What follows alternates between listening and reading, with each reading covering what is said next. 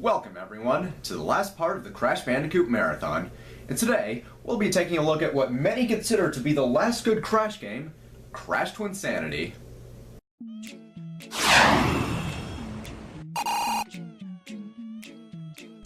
After Vicarious Visions took over development for Crash Nitro Kart, Traveler's Tales began development on the next main series Crash game. Considering development began in around 2002 or 2003, Twinsanity's development was also rushed, resulting in a lot of content being cut. How much content was cut? Well, let's just say the final game is shorter than the PS1 games. Fast forward to September 2004, and Crash Twinsanity finally hits store shelves. Does this game do for the series what Wrath of Cortex didn't? Let's find out. Crash Twinsanity takes place 3 years after Wrath of Cortex. As Crash and the gang are enjoying some peace and quiet, Dr. Cortex returns to ruin their lives. After paralyzing Coco, Dr. Cortex disguises himself as her and lures Crash into a trap filled with nostalgic pandering and reasons why Crash Team Racing is canon. After a boss fight between Crash and Cortex's latest creation, the Mecha Bandicoot, the two enemies end up navigating through a cavern, and after escaping, they meet the Evil Twins, two powerful parrots from the 10th dimension who threaten to destroy the world. So now it's up to Crash and Dr. Cortex to put aside their differences and defeat this new threat. Out of all the Crash games so far, this one is the most comedic. While there are a small handful of scenes with clever writing and genuinely funny jokes, most of it is just slapstick towards Dr. Cortex. Seriously, this dude gets abused. He gets thrown around, attacked by bees, kidnapped by the local tribesmen, used as a snowboard, gets stuck in a pipe, the list goes on. Speaking of Cortex, despite the game being about Crash and Cortex teaming up, a lot of the focus is on Dr. Cortex. Without giving away too much, the evil twins have a history with the good doctor and care more about revenge than destroying Crash's world. Later on in the story, we meet Dr. Cortex's niece, Nina Cortex, who, by the way, has no character in this game.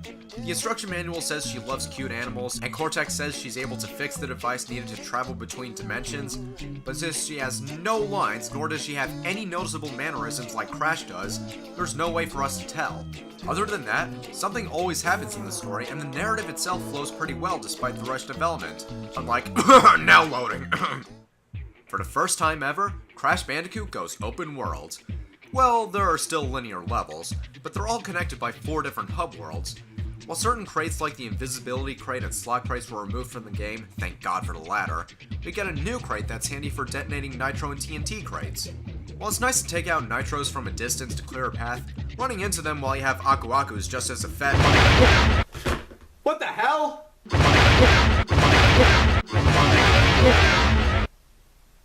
I died. I had a mask. I ran into a Nitro crate. And I still died? What? Yeah, unfortunately, Aku Aku has been nerfed horribly. Sure, you start with a mask every time you start the game or lose a life, but he doesn't protect you from TNTs and Nitros anymore, his invincibility doesn't kill enemies when touched, and since there's no special invincibility music, you can't tell when it'll wear off until it's too late. While Crash controls better than Wrath of Cortex, there are a few minor changes to his moveset. Instead of doing a high jump, sliding and jumping will have Crash do a long jump, which is nice for navigating through areas a bit faster and for getting across large pits.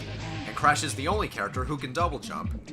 Now, since Crash and Cortex are teaming up in this game, there are quite a number of moments where you play as Crash and Cortex at the same time. Well, actually, you control Crash and drag Cortex around to use as a weapon and to vent out some anger.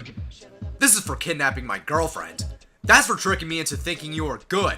This is for messing with the space-time continuum. And this is for creating a wrath that wasn't very wrathful. But in all seriousness though, it does make for some interesting gameplay mechanics, like throwing Cortex to throw a switch, or to take out enemies from a distance. Though I'm not gonna lie, it would have been cool to be able to switch between Crash and Cortex whenever the two are separated for more extensive gameplay. But that's not to say Cortex isn't playable. That's right, for the first time ever except for kart racers and party games, you can play as Dr. Neo Periwinkle Cortex. No, that seriously is his middle name though. Play Crash Tag Team Racing if you don't believe me. His gameplay is less platform-based and more third-person shooter-based. Honestly, there really isn't that much depth to it. I mean, sure, it's nice to take out enemies and nitro crates from a distance, but literally all you do is mash the square button to shoot stuff. I feel like there could have been a lot more done with Cortex's gameplay, like certain enemies that take more hits to kill, or levels with wider areas for combat, or, you know, more levels. Unfortunately, throughout the entire game, you only play as Cortex for only half a level and 2 boss fights. I know, rushed development, but I can still be upset about it. Unfortunately, the same case applies for the new character Nina Cortex, who's only playable in 1 level and 1 boss fight. She's sort of the acrobat of the group, being able to use her spring-loaded robotic hands to swing across large gaps and climb up walls.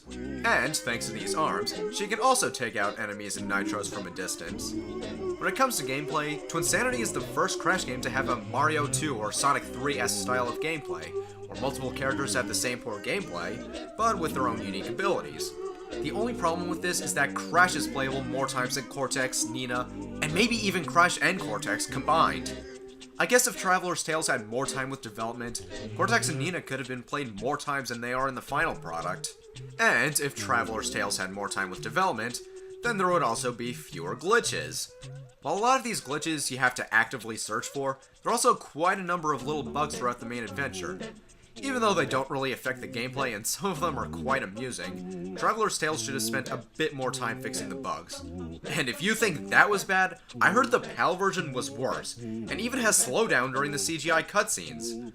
Honestly, I think it's safe to consider this the Sonic 06 of Crash games, but then again, people actually like Twinsanity. While many 3D platformers have tons of items to collect, Crash Twinsanity only has gems. There are 10 gems in each level, and while they were needed to get the full ending in previous Crash games, this time they're used to unlock bonus content, like concept art, storyboards, cutscenes, so much deleted content, and many more. Collecting them all will unlock a nice little bonus cutscene. If you're playing the game for the first time nowadays, the reward isn't that worthwhile because you can easily look it up on YouTube, and if you collect all the gems in the PAL version, it's even less worthwhile. Both now and before YouTube was a thing. Man, why does Europe always get the short end of the stick? The bosses, while better than Wrath of Cortex's, aren't as great as Warp's bosses. They're pretty simple and don't really have much challenge to them. Crash Twinsanity's graphics are gorgeous. Probably the best looking Crash game period. Everything is colorful and vibrant, the models look great, and if I didn't know any better, I would have guessed this was an early Xbox 360 game. The soundtrack is pretty unique, both for a Crash game and for a video game in general. The entire soundtrack was composed by an a cappella group named Spiral Mouth, so basically the music is done entirely with their voices and no instruments are involved. Many consider this to be the greatest Crash Bandicoot soundtrack period, and while I do admire its uniqueness and there are some bitchin' tracks, It's not really my favorite Crash Bandicoot soundtrack.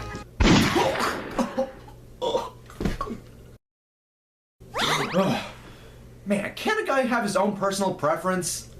the voice acting is pretty good. One thing worth noting is that Clancy Brown no longer voices Dr. Cortex in Uka Uka. Dr. Cortex is now voiced by Lex Lang, and while I prefer Clancy Brown, I think Lex Lang does the character justice. Quentin Flynn voices both evil twins, and he does a good job distinguishing their voices. Seriously, this dude has some range. While Crash Twinsanity is a good Crash game, it's not a great Crash game. While it's nice that the series did something new with the gameplay for the first time since Warped, it has untapped potential. I am disappointed that a lot of content was cut and we didn't get to play as Dr. Cortex and Nina more times than we did, but I was still satisfied with the final result. Crash Twinsanity is one of the few examples, scratch that, the only example of a Rush game turning out good. Too bad I can't say the same for Sonic 06. Good God, that's like the third time I mentioned that game in this video.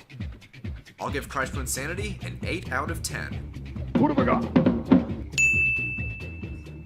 And that concludes the Crash Bandicoot Marathon. If you recall from the beginning, I stated that fans believe the series went downhill after the Naughty Dog era. And were they right?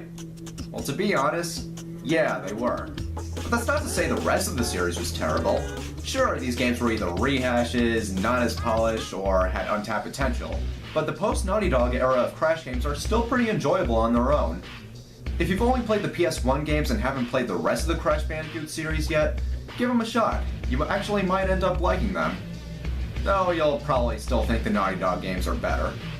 So until we meet again, I'm Kaos Kontroller, and speaking of Naughty Dog, I wonder what they've been up to.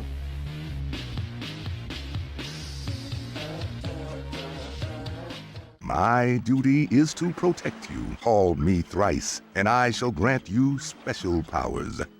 Why the fuck you lying? Why you always lying? Oh my god, stop your fucking lying.